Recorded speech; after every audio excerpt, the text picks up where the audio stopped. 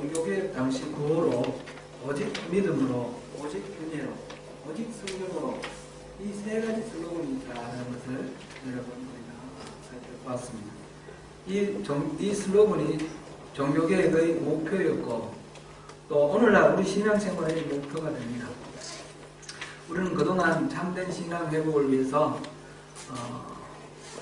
제가 4월달 첫 설교를 하면서부터 계속해서 이렇게 하나의 말씀의 순례를 하고 있는데, 먼저 본 것은 우리의 신앙이 어떤 점이 잘못되어 있는가, 그걸 집중적으로 봤고요. 그 다음에 대안으로서 그러면 우리 어떻게 신앙생활을 해야 하는가, 그것을 쭉 보고 있습니다. 잘못된 것은 율법주의, 기복주의, 인본주의, 이런 신앙은 잘못되었다라는 것을 보았고요. 그 다음에 대안으로서 우리가 그러면 어떻게 해야 되느냐, 거기에서 이제 오직 믿음으로, 오직 은혜로, 그것을 보았고요. 그것이 우리 신앙의 대안이다 하는 것을 보았습니다. 우리의 구원은 오직 믿음으로 얻어지는 것이며, 우리 신앙생활의 지속은 오직 은혜로 이루어지는 것입니다. 우리 구원은 우리 안에 들어오시는 성령님으로 인하여 믿음이라는 것이 우리가 실질적으로 밸리데이션, 실제화되는 것입니다. 그리고 우리 매일매일 신앙생활 속에서 우리가 성화의 길로 나아가고 예수님을 닮아가는 것은 우리가 도 닦는 우리의 공로, 우리의 노력으로 일어나는 것이 아니라 우리 안에 들어오신 성령님이 우리에게 영향을 미침으로 우리 성품이 변화되어 가는 것입니다. 그래서 우리가 오직 성령으로 라는 슬로건을 하나 더하자 하는 그런 말씀을 드렸고, 그래서 지난달에는 성령에 대해서 우리 쭉 살펴봤습니다. 성령에 의지하지 아니하고는 우리 바른 신앙생활을 하기가 어렵다 하는 것을 우리가 늘 마음에 두면서 성령 충만을 구해야겠습니다. 중세 가톨릭의 가르침은 하나님의 복음을 가리는 것이었습니다. 추악한 죄로 얼룩진 인간이 어떻게 거룩한 하나님 앞에 서서 하나님하고 관계를 맺을 수 있을까? 그것이 젊은 사제 루터의 고민이었고, 그것을 알아내기 위해서 성경을 열심히 연구를 하고 기도하는 가운데 이 루터는 부패한 가톨릭의 가르침 중에 잘못된 것들을 발견하고 그것을 배격하기 시작했습니다. 특별히 로마 베드로 성당, 그것을 건축하기 위해서 그 비용 조달을 위해서 시작한 면죄부 판매, 이것은 무슨 논리로 어떤 이유로도 정당화될 수 없는 그런 것이었습니다. 그래서 루터는 자기의 신앙 양심을 걸고 이 그릇된 이 교회의 가르침에 반발을 하면서 종교 개혁을 시작했습니다. 성경에는 분명히 율법의 의로 구원받는 것이 아니라 믿음으로 구원받는다 했고, 사람의 선행이나 사람의 공로로 구원받는 것이 아니라 하나님의 은혜로 구원받는다고 했는데, 교회에서는 사람의 선행, 공로를 강조를 하고 또 율법을 강조를 했습니다. 그래서 루터가 비텐베르크 성에 있는 만인성인교회 All Saints Church, 그 벽에다가 95개조 논제를 걸었습니다. 그 이후에 이 논제를 둘러싸고 교회에서 계속해서 논쟁이 일어났고, 루터에게 이것을 철회하라는 그런 압력이 계속 가해졌습니다. 나중에는 파문을 당했고 교회에서 쫓겨나는 그런 신세가 되었지만, 루터는 끝까지 그 말씀에 근거한 자기의 소신을 굽히지 아니하고 저항을 하였습니다. 개신교를 프로테스탄트 리포머 이렇게 말하는데, 프로테스탄트라는 말이 바로 저항하는 자라는 뜻입니다. 우리 개신교는 그렇게 출발했습니다. 개신교는 저항하는 데서 시작되었습니다. 그릇된 가르침에서 거기 굴복하지 않고 저항하는 것이 참된 신앙인 것입니다. 루터가 그렇게 끝까지 저항하였고 많은 지지자들을 얻어 종교개혁을 할 수 있었던 것은 바로 성경에 그것이 기록되어 있었기 때문입니다. 가톨릭 교회는 주장하기를 성경이 성경으로 되기 이전에 교회가 먼저 있었다. 그러므로 모든 권위는 교회에 우선한다. 그렇게 있고 교회의 대표는 교황이다. 교황은 어떤 오류도 없다. 그래서 교황 모설 이런 것을 주장을 했습니다. 여기에 대해서 루터는 교황도 죄인이다. 교황도 오류가 있다. 교회가 먼저 있어서 성경이 된 것이 아니라 하나님의 감동으로 성경이 기록된 것이기 때문에 모든 가치의 기준은 성경에 있다. 이렇게 반박을 하였습니다. 참된 진리에 도달하기 위해서 루터가 종교개혁을 하는 과정에서 가장 힘쓰고 애썼던 것은 성경을 번역하는 일과 예배 가운데 성경의 말씀을 해석하고 또 들려드리는 그런 설교에 초점을 맞추었습니다.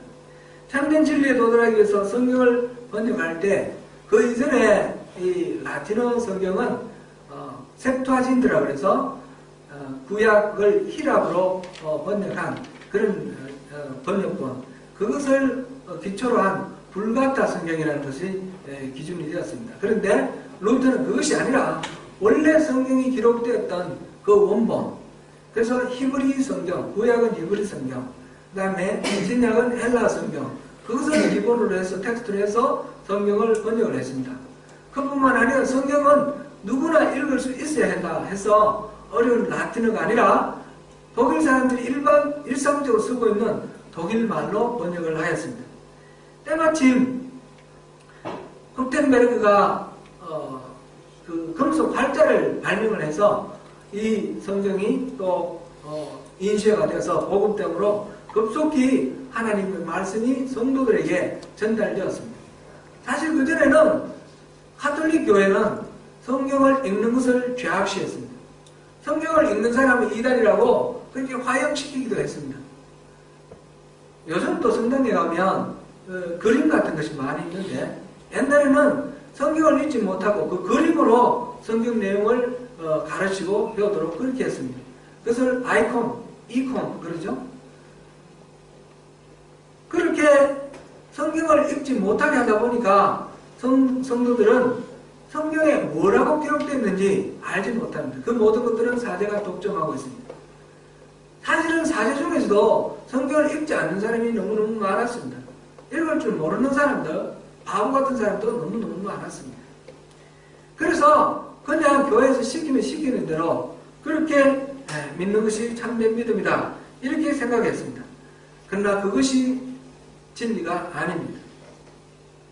루터는 성경을 번역을 해서 모든 사람들이 읽게 했을 뿐만 아니라 매번 예배 때마다 성경을 풀어서 설교를 예배의 중심으로 그렇게 삼았습니다. 개신교의 특징 중 가장 큰 것은 바로 이 설교입니다. 요즘은 좀 많이 달라졌지만 성당에서 지금도 큰 차이는 없습니다. 성당에서는 설교하지 않습니다. 강론이라고 해서 짧은 메시지를 전합니다. 교구별로 같은 본문, 같은 내용을 이렇게 인쇄해서 다 발표를 하고요. 본당 신부가 그 중에서 이렇게 소화해서 일정 부분을 전하는 그런 것으로 합니다. 성당에서는 성찬식, 이 성찬식을 가장 기본적인 그런 것으로 은혜의 수단으로 삼습니다. 사실상 말씀도 중요하고 성찬식도 중요합니다. 어느 것 하나로 치우치면 안 되는 것이고, 루터는 기록된 말씀인 이 성경이 중요하다는 것과 마찬가지로 또 선포된 말씀, 설교를 중요하게 생각했습니다. 말씀은 선포를 통해서 현재적으로 살아있는 말씀으로 역사하기 때문에 그렇습니다. 이것이 루터의 가르침입니다. 오늘 본문 39절, 예수님이 직접 하신 말씀입니다. 너희가 성경에서 영생을 얻는 줄 생각하고 성경을 연구하거니와 이 성경이 곧 내게 대하여 정언하는 것이니라. 우리 이 성경 읽을 때는 우리가 함께 봉독할 때 있는데요. 다시 한번 읽을까요? 너희가 성경에서 영생을 얻는 줄 생각하고 성경을 연구하거니와 이 성경이 곧 내게 대하여 정언하는 것이니라. 단지 전한 이 말씀, 이것만, 그리스도에 대한 말씀만 가리키는 것이 아니라 예수님이 지금 말씀하고 계시는 이 성경은 구약 성경을 말하고 있습니다. 예수님 당시에는 신약 성경이 안 쓰여졌죠? 구약 성경을 말합니다. 구약 성경도 모두 다 하나님의 말씀이고 예수 그리스도에 대한 전문이다라는 그런 의미입니다. 창세기부터 시작해서 예수님에 대해서 약속을 하셨습니다. 그리고 역사서, 그리고 시가서, 그리고 예언서 전체를 관통해서 하나님은 그 모든 선지자, 성경 기록자들을 통해서 하나님의 약속의 말씀, 그리스도를 보내주실 것을 약속하셨고 그분이 바로 예수 그리스도이십니다. 종교개혁 당시에는 성도들이 성경을 읽지 못하고 알지 못하였다는 사실이 큰 일이었습니다. 그러나 오늘날은 성경이 너무 흔해서 성경을 대수롭지 않게 여기고 성경 말씀을 중요하게 여기지 않는다는 것이 문제입니다. 홍수 때에 먹을 물 없다는 그런 격언이 있듯이 성경을 우리 누구나 다 쉽게 구할 수 있고 누구나 쉽게 읽을 수 있다 보니까 성경의 소중함을 알지 못합니다. 이것이 바로 사단의 공격 방법이 아닌가 생각합니다. 예전에는 읽지 못하게 했으나 이제는 그것을 좋게 한 줄 모르게 하는 그런 방법입니다. 말씀이 우리 신앙의 기준이 되어야 합니다. 성경을 읽어야 하고 성경을 배워야 합니다.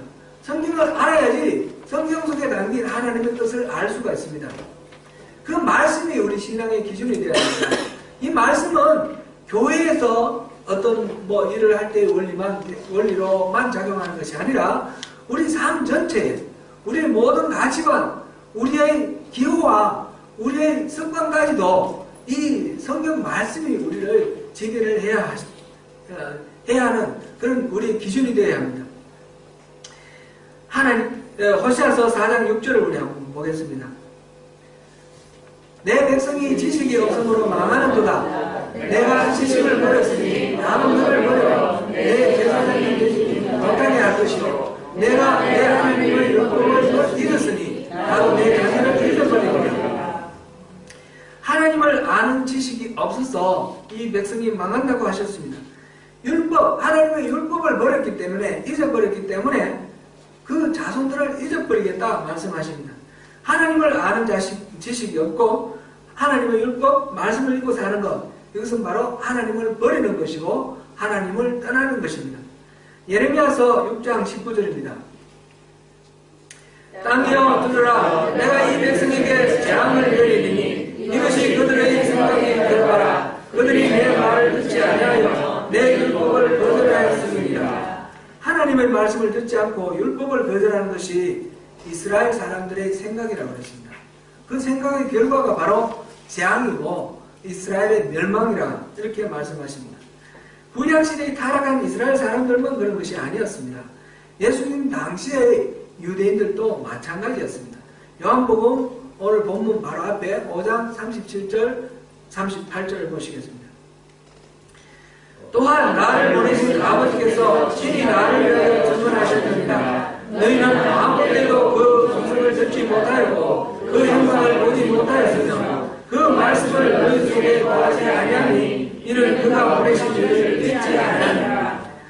하나님이 친히 말씀하시기를 예수님이 세례를 받으실 때에 이는 내 사랑하는 아들이다 말씀하셨습니다. 변화산에서도 그렇게 말씀하셨습니다. 이렇게 직접 하나님께서 음성을 들려주셨지만 하나님을 믿지 않는 미혹한 그 인생들은 그것이 하나님의 음성인 줄 알지 못했습니다. 더욱 분명한 것은 예수님이 바로 하나님이십니다. 그분이 하시는 말씀이 하나님의 음성이고 그분의 형상이 바로 하나님의 형상입니다. 그런데 예수님이 바로 하나님이신데 그분이 유대인 가운데 오셨습니다. 그런데 이 유대인들은 예수님을 알지 못했고 그들 가운데 계신 하나님을 도리어 십자가에 못 박아 죽였습니다. 사람들은 저마다 자기 이름을 걸고 자기 주장을 내세우는 그런 사람을 좋아합니다. 그 주장이 그럴듯하면 그것을 좋아하고 따릅니다. 그래서 사람들은 우리는 사람들 사이에서 영광 얻기를 좋아합니다.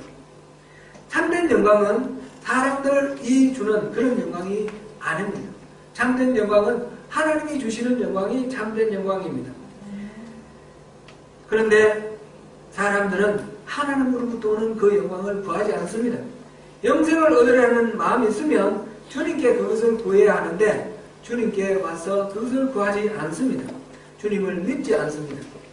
그 근본 원인은 그들이 그렇게 열심히 자랑하고 자부심을 가진 자기들의 그 보물, 율법, 모세의 가르침, 그 성경을 믿지 않았기 때문입니다. 겉으로는 그것을 열심히 배우고 그것을 믿는다고 했지만 마음속으로 진심으로 하나님의 그 약속을 믿지 않았습니다. 오늘 본문 46절, 47절 말씀을 보겠습니다. 모세를 믿었더라면 또 나를 믿었으리니 이는 그가 내게 대하여 기록하였습니다. 그러나 그의 글도 믿지 아니하거든 어찌 내 말을 믿겠느냐 하십니다. 그의 글은 뭡니까? 모세의 글, 모세 오경을 말합니다. 유대인들은 그렇게 모세 오경을 꿀단지처럼 보물단지처럼 아끼고 사랑하고 자랑하고 우리는 율법을 가진 백성이다, 우리는 선택된 민족이다, 그렇게 자랑을 했지만 예수님이 보시고 하나님이 보시는 견지에서는 그들은 이 모세의 글도 믿지 않았다는 것입니다. 겉으로는 믿는 것 같았으나 그 속에 담긴 진짜 하나님의 마음을 알지 못했고 그 뜻을 믿지 않았습니다. 이것이 이스라엘의 비극입니다. 그들은 열심히 성경을 배우고 열심히 성경을 또 이렇게 떠받들었지만 그들은 하나님의 말씀을 모르고 그래서 그들은 하나님의 음성을 듣지도 못했고 하나님의 형상을 보지도 못했고 그들 속에는 하나님의 말씀이 거하지도 않았다. 그렇게 됐습니다. 그러니까 실질적으로는 하나님하고 아무런 상관없는 그런 종교 생활을 했던 것입니다. 이것은 누가 주장하는 말씀이 아닙니다. 하나님이신 예수님께서 직접 하신 말씀입니다. 시대를 막론하고 하나님의 백성들이 신앙이 타락하면 바로 하나님의 말씀을 버리게 됩니다. 호세아 선지자 때나 예레미야 때나 예수님 당시의 유대인들이나 종교개혁 당시에 그 가톨릭 교회나 마찬가지입니다. 그들은 하나님 말씀을 그렇게 열심히 배우고 가르친다고 했지만 하나님하고는 상관없었습니다.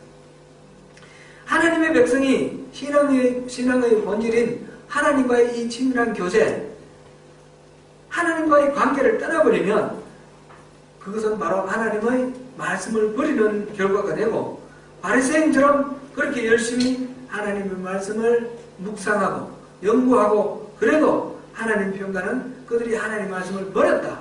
너희들이 나의 말씀을 버렸기 때문에 나도 너희 자녀들을 버린다. 이런 판정이 나오는 것입니다. 우리가 성경으로 돌아가야 합니다. 그래야 하나님과의 관계가 회복됩니다.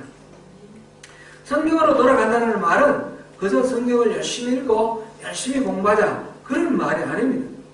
우리의 모든 기준이 신앙의 기준이 바로 성경이 되어야 한다 그런 말씀입니다. 성경을 열심히 읽고 열심히 배우는 것은 당연한 것이고 그것이 구체적인 우리 삶에 적용이 되어서 우리 삶의 모든 경우에서 뭔가를 판단하고 결정할 때 내 생각, 내 소견이 아니라 나의 전통이나 관습이 아니라 바로 하나님의 기준, 이 성경 말씀에 어떻게 기록되어 있는가 그것이 기준이 되어서 그것으로 적용을 해야 되는 것입니다. 그렇지 않는다면 하나님 말씀하고는 상관이 없습니다. 이사야서 30장 9절에서 11절을 보시겠습니다. 대저 이는 대역한 백성이요 거짓말하는 자식들이요 여호와의 목을 듣기 싫어하는 자식들이라. 그들이 선견자들에게 이르시기를 생각하지 말라. 선견자들에게 이르시기를 우리에게 말라. 우리에게 말하라. 거짓된 것을 보이라. 너희는 바른 길을 버리며 쫓김에서 돌이키라. 이스라엘의 거룩하신 길을 우리 앞에서 떠나시게 하라 하는도다. 여러분 읽으시면서 무슨 생각이 드세요? 이스라엘 시대 이 유대인들이 정말 그렇게 말했을까요? 선견하지 말라. 선견자들에게 그렇게 말하고 선지자들에게 우리에게 바른 것을 보이지 말라. 이렇게 말했을까요? 또는 바른 길을 떠나서 첩경으로 가게 하라. 이스라엘의 거룩하신 이 하나님을 우리 앞에서 떠나시게 하라. 이렇게 말을 했을까요? 우리가 만약 그런 그들에게 여러분들 그렇게 말했죠? 그러면 예 그렇게 말할까요? 절대 그렇게 말하지 않겠죠. 우리가 언제 그랬습니까? 우리는 하나님 말씀 듣기를 원했습니다. 하나님 말씀대로 살기를 원했습니다. 하나님 가까이 하기를 원했습니다. 그렇게 말할 것입니다. 아마 그들은 벌쩍 뛰고 난리를 피울 것입니다. 그들은 수많은 소를 잡고 수많은 염소를 잡고 양을 잡아서 하나님 앞에 제사를 드렸습니다. 안식일만 지키는 것이 아니라 절기를 다 지켰고요. 월삭도 지켰습니다. 수많은 성회로 사람들이 모여서 하나님을 섬긴다고 그랬습니다. 그러나 하나님 눈에는 그렇게 보이지 않았습니다. 하나님 눈에는 선견자들에게 선견하지 말라 그랬고 선지자들에게 거짓을 말해달라 그렇게 말하는 것으로 비쳤습니다. 하나님의 그 이스라엘의 거룩하신 이 하나님 제발 우리 근처에 오지 마십시오. 우리는 우리 마음대로 살고 싶습니다. 하나님 말씀하지 마십시오. 이렇게 말하는 것으로 들렸습니다. 왜 그렇습니까?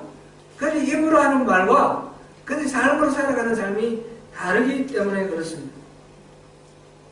하나님의 말씀이 막상 주어졌을 때 그들의 마음에 들면 그들은 그것을 받아들였고 자기들의 마음에 들지 않으면 그것을 거부했습니다. 에스겔서 33장 30절에서 31절 말씀 보겠습니다. 인자야 내 민족이 담대에서와 집 문에서 너에 대하여 말하며 각각 그 형제와 더불어 말하여 이르기를 자 가서 여호와께로부터 무슨 말씀이 나오는가 들어보자 하고 백성이 모이는 것 같이 내게 나오며 내 백성처럼 내 앞에 앉아서 내 말을 들으나 그대로 행하지 아니하니 이는 그 입으로는 사랑을 나타내어도 마음으로는 이익을 따릅니다. 이것이 에스겔 선지자가 활동하던 당시에 이스라엘의 현주소였습니다. 그들은 오늘도 여호와께서 무슨 말씀하시는가 들어보자 그러면서 에스겔에게 몰려왔습니다. 그래서 에스겔이 하나님 말씀 전했지만 그들에게 이익이 되는 말씀은 들었고 이익이 되지 않는 말씀은 듣지 않았습니다. 이것이 하나님의 말씀에 불순종하는 것이며 하나님을 떠나는 것입니다. 제가 말씀을 전하면서 구체적으로 너무 자세하게 적용을 하면 여러분들이 부담스러워하는 것 같습니다. 그냥 성경 말씀만 이렇게 전하면 오히려 편한 것 같습니다. 그러나 이것을 나무 얘기로 듣지 마시고 성경에 있는 그런 얘기로 듣지 마십시오. 오늘날 나에게 하시는 하나님의 말씀을 들으시길 바랍니다.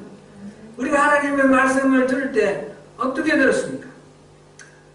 하나님께서 우리에게 듣기 좋은 소리, 평강하다 그런 소리 하면 하나님이 복 주신다. 하나님은 당신을 사랑하기 위해 나오셨다. 그러면 듣기 좋고 회개하라. 이거 잘못되었다. 돌이키라 그러면 듣기 싫으시죠. 하나님은 우리의 음성을 들으시는 것이 아니라 우리 목소리를 들으시는 것이 아니라 우리의 행동의 소리를 들으십니다.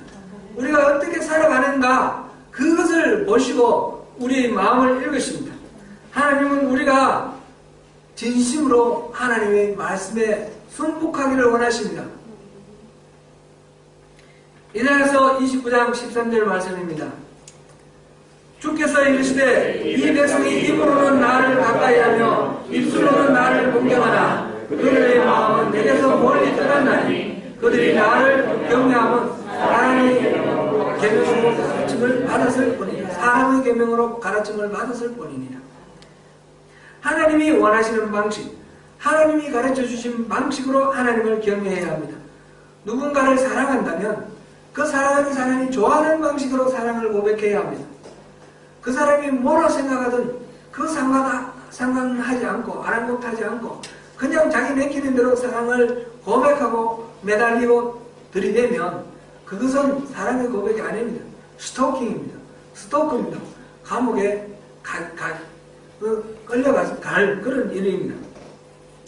하나님하고 우리의 관계도 마찬가지입니다. 하나님 원하시는 방식으로 하나님이 어떻게 우리에게 행하기를 원하시는지 그 방식으로 우리가 하나님께 살아감으로써 우리의 사랑을 하나님께 고백하는 것입니다. 사랑하는 성도 여러분, 우리 신앙의 기준이 하나님 말씀 그것이 맞는지 한번 돌아보시기를 바랍니다. 하나님을 섬긴다고 하면서 하나님의 말씀을 가리우고 왜곡하는 어리석음에 빠져 있지는 않은지, 하나님을 경외한다는 것이 세상의 계명대로, 사람의 계명대로 그렇게 하나님을 괴롭히고 있지는 않은지 우리가 살펴보아야겠습니다. 오직 성경으로 돌아가야 합니다. 성경 안에서 길을 발견하고 말씀대로 살기로 결단하고 나온 우리 아닙니까? 진정으로 성경 말씀을 잘 배우고 연구해서 하나님의 참마음이 무엇인지 그 성경 안에서 발견해야 합니다. 그리고 하나님의 마음을 품고 주님 가까이 나아가야 합니다. 교회에서나 가정에서나 직장에서나 말씀대로 살아가십시다. 말씀대로 살아간다는 것은 성경에 나오는 말씀 이 조문을 하나의 율법처럼 이렇게 내세우고 그것을 억지로 지키라 그런 뜻이 아닙니다. 말씀이신 우리 주님과 친밀한 교제를 이루고 하나님의 말씀을 하나님의 마음을 알아서 하나님의 말씀을 깨달으라는 것입니다. 하나님과의 친밀한 교제 속에서 주님의 그 마음을 품고 주님이 인도하시는 길로 주님이 주시는 힘을 가지고 그렇게 살아가는 것, 그것이 우리가 말씀대로 살아가는 그 비결입니다. 사랑하는 성도 여러분, 오직 믿음으로, 오직 은혜로, 그것이 바로 오직 성경으로 살아갈 때 이루어집니다. 그것은 또한 오직 성령으로, 성령의 도우심으로 살아갈 때 그것이 가능합니다. 성경으로 돌아가 말씀대로 살아가는 가운데 우리의 삶의 모든 영역에서 천국을 가꾸시고 그것을 누리시는 저와 여러분이 되시기를 축원합니다. 기도하겠습니다.